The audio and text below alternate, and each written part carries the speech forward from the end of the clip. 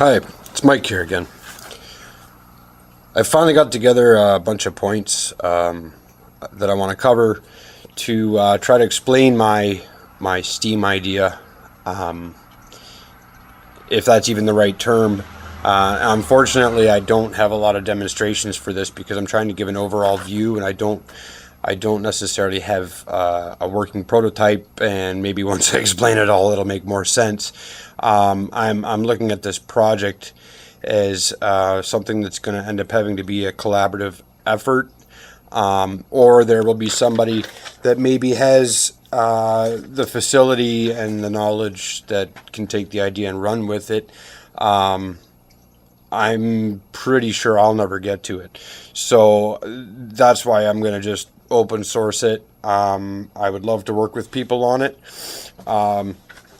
But I don't know if, for all I know, someone could take the idea and make $1 million, or maybe it's not really for making money. Maybe it's just projects for people to work on and see what a group maybe could come up with. Because I do see ways of doing like compartments of things where it wouldn't, with shipping nowadays, you could pretty well have things coming from anywhere. So anyway, the 7 points, just as an overview, before you get too bored of me, we've got the first point is a burner, and then we have a boiler, and then we have the valve system, then we have the piston and sleeve, we have a cooler system, we have a flywheel that needs to be there, and we need to do a little bit of talking about power to weight ratios and fuel consumption and such things. Part of what this system in the end game, I'm not necessarily on anybody's side, but if you could be a peak oilist, you could be an environmentalist, any of those types of things, this would be something that you could be interested in besides being a tinker junkie or a technology nerd or whatever. I think this is the type of project, if you got enough people with the right mindsets, you could really involve a large group if you really wanted to. I have the idea. I'm not great at organizing large amounts, which is why I'm just going to put it out there and hopefully people just kind of run with whatever. One of the challenges that was kind of given to me by a guy that knows me a little bit but has heard stories of things that I build and will try and whatever, and he's a pilot and an airplane mechanic, airplane junkie kind of guy, and so he's hoping that at some point I will have some sort of an engine to stick in a small plane, say like a Cessna or maybe an ultralight of some sort, that can run off a solid fuel. And to do that, your power to weight ratios, which is my last point, have to be huge. And if you're going to run a solid fuel, the weight of your fuel is a factor as well. So I guess to try to get through a quick rundown of everything, and I might do videos here and there. There's already a video on some of my piston steam actuation ideas. So as far as a burner goes, there's guys out there that make mini stoves, trying too hard, and Peapody, a few guys. There's a few guys doing things that are including thinking and technology that and like innovative ideas coming together. I mean, a lot of it's not new science. A lot of it's putting concepts and ideas together to come up with a thing that meets the purpose. So we need somebody to help, or a group or whatever, to come up with a good, efficient burning system. Basically, I'm thinking, you have a burn chamber and then a gasification area. I think personally that if the overall burning setup is designed in such a way, I think you should be able to run this off of sticks, twigs, junk mail, pellets, corn, you name it. If it'll burn, this is the idea of using the external combustion idea, to be able to just create the heat, and it doesn't matter what it is. It just has to be able to burn. You can burn used oil. I don't care. But the idea is to get that built properly. You need to know certain little aspects of how and where to pull heat to get a full and complete burn, so that you're getting as much heat as possible, so that you're not going to be having to take a whole lot of extra fuel with you. And I mean, even little things that I had thought of. I mean, I've done a lot of messing around using forced air with wood and other materials. And to that effect, I mean, you could naturally vent a system like this and it would work just fine. But there may also be applications where having a fan that's on a variable speed, so you can raise and lower the temperature of the fire by increasing or decreasing the airflow without having to adjust things. Because one of the points that I would possibly like to see is somebody come up with a system of a computer maybe that we could regulate things with. Or I mean, you could go old school with a lot of it, which might in some ways be better for an airplane where you got to stay in the air, but having a thermostat set on the firebox so that you know that when it gets to a certain temperature, it will damp itself down, and when it gets too cool, it's going to increase the airflow, and maybe turn on a light, say feed me more fuel or something. The boiler itself I do see as being part of the overall firebox area. I kind of have a picture of a block of some sort. Originally, I was thinking of using like a couple of blocks of milled aluminum and then bolting them all together and sealing them up. I'm not sure, once you get thinking about the heats of the fires and different things that you're going to get, it might not be the right material. But the idea is to have a block of whatever material or combination of materials. I mean, we could do a lining of the stove with, maybe somebody's come up with like a spray-on fire brick or something that would really be able to take the heat and transfer it the way it needs to be transferred, or not transfer where it needs to not be transferred. And then if you could mill into one lighter material, like lighter casing of a material, all your steam ports, then I think there's going to be some pretty major advantages to have it all kind of in one unit, and you just basically place your ports and route them in accordance to where the heat needs to be. So like just before it gets to the valve for the piston is where it needs to be the hottest, because that's where you want your steam to be the steamiest, for lack of a better term. The other thing that could be milled into something and needs to be thought about too is hot air intakes for the firebox. Maybe they could be routed along in with some sort of boiler tube setup. The other thing I like about actually having plates that get bolted together where your channels have been machined in is I think you're going to get an overall better strength. Back in the day, boiler blowouts were a real fun thing. And again, I might want to start off with a lawnmower and then put it in my small car or something. Those, I mean, you don't want things blowing up necessarily, but at least you're on the ground. So that's nice. I'm going to move on to the valve section. Of course, that would it's an issue, but it's not. I mean, valves for steam engines, slider valves, very efficient, very easy to understand. They work well. That's kind of like old science. I'm sure there's newer materials out there, different nylons and sealing materials that might be better nowadays.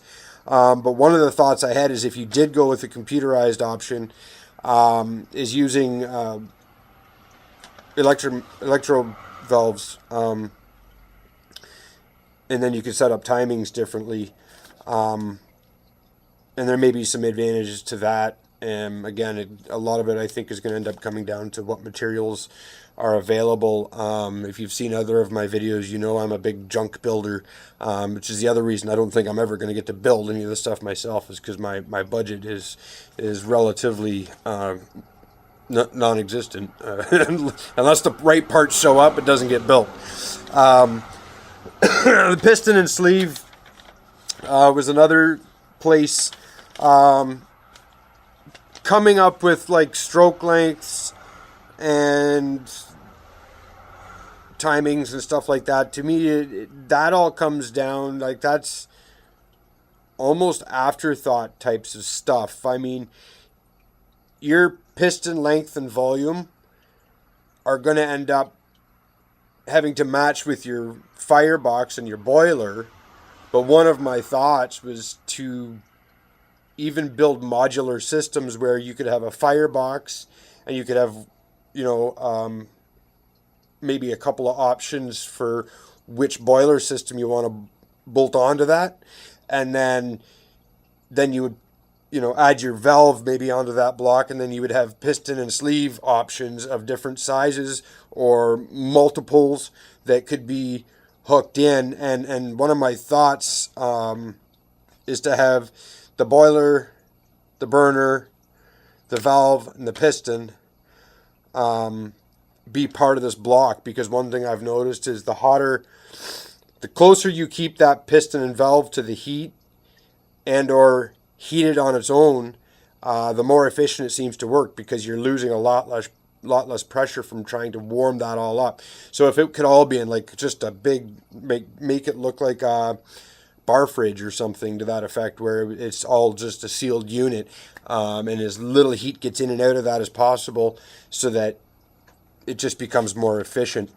And the insulating materials we have nowadays are relatively inexpensive, efficient, and they actually, like a spray foam type material is pretty tough. If you did have something let go, it would at least maybe slow down the shrapnel a little bit before it got to you.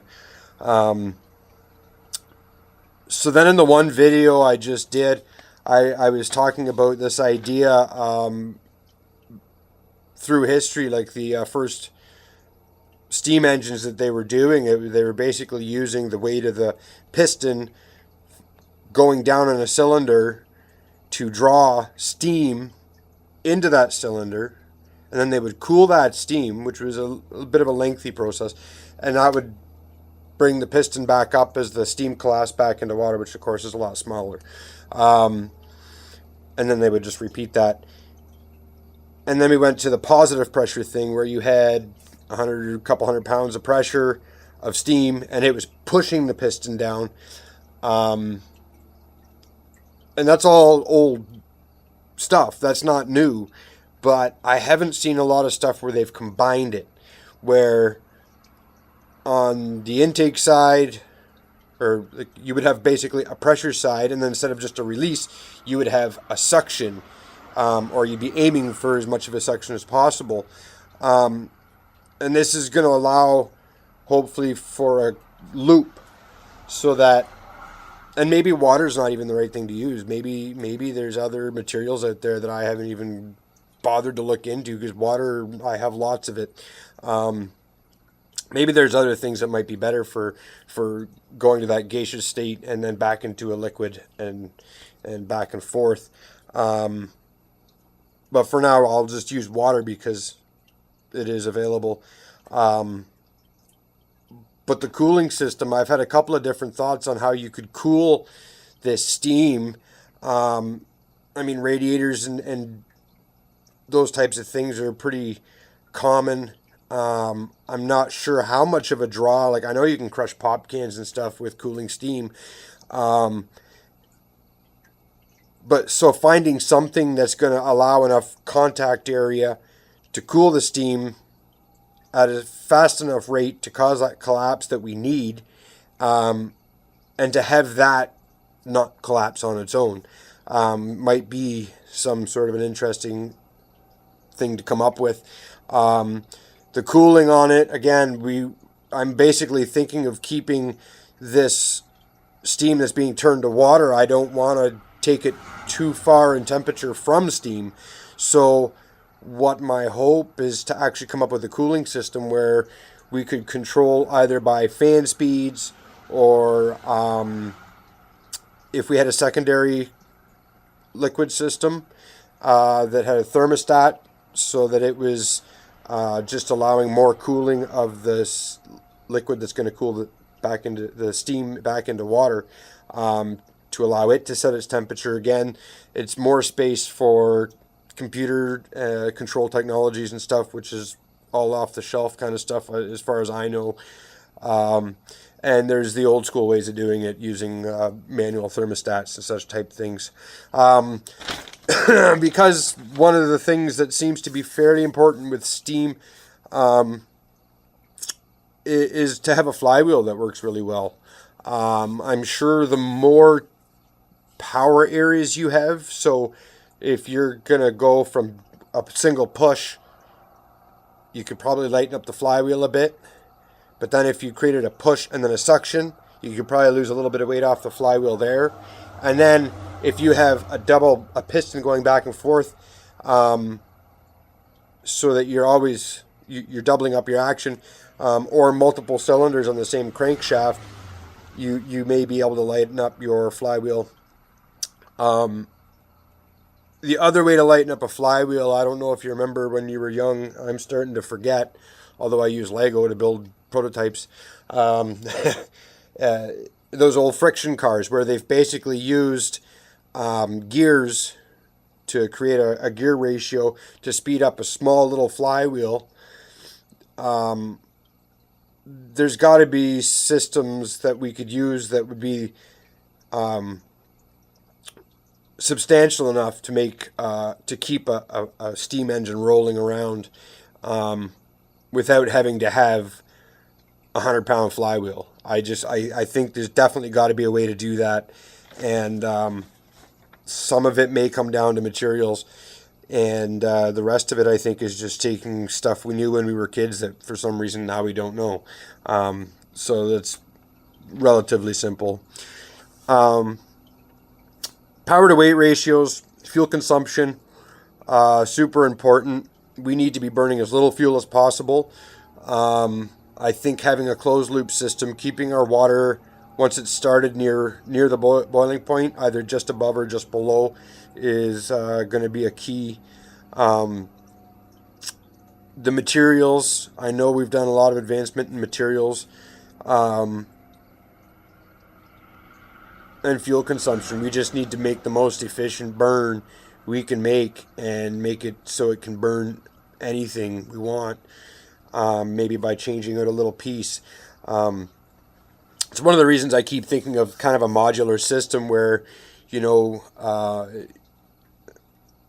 could literally bolt and unbolt the pieces you want. I mean, for car guys, they thrive on this stuff. I mean, everybody thinks when they put a new turbo that's maybe a little bit bigger on the intake side and smaller on the exhaust side or whatever they're doing, and they're making a few more horsepower, it's as if they performed a miracle, some of these guys. And I think it's great, and I hope they're learning lots, but I also think that we should be able to do something like that with a different system. I'm going to do a lot more on this. I'm going to do some more experimenting, proofs of concept. I'm hoping to get a lot of feedback. I think it's an interesting project, but I do think that you have to be willing to think outside of the everyday. There's a reason car guys like gas, and it's because it's something they know, and to be able to wrap their minds around using something different, um, you know, they can't, they're not grasping a lot of people.